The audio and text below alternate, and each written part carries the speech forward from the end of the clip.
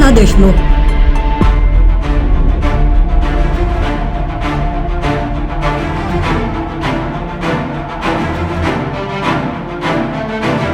दिग्गजांना मागे सारून भाजपवर आक्रमण करण्यासाठी काँग्रेसने हर्षवर्धन सपकाळ यांना निवडलं.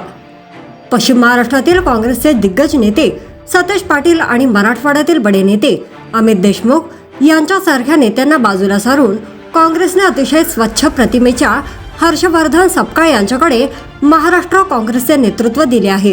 कोण आहेत हर्षवर्धन सपकाळ? काँग्रेसने हर्षवर्धन सपकाळ यांना का निवडलं?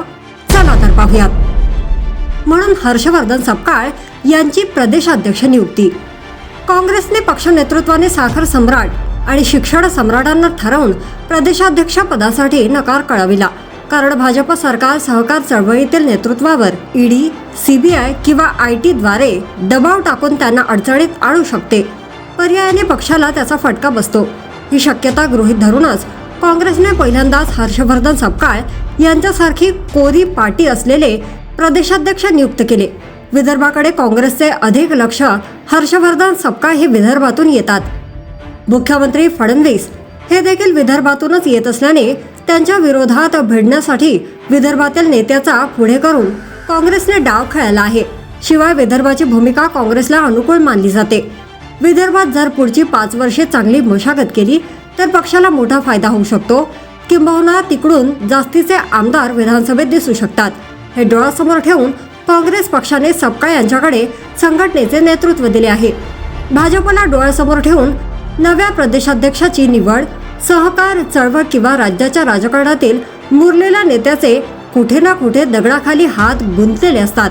त्यामुळे भारतीय जनता पक्षावर किंबहुना महायुती सरकारवर आक्रमण करण्यात मर्यादा येतात.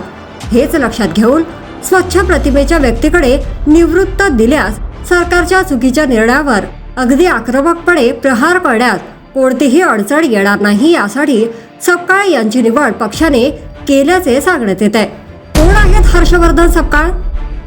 हर्षवर्धन सपकाळ हे मूळचे बुलढाण्याचे आहेत.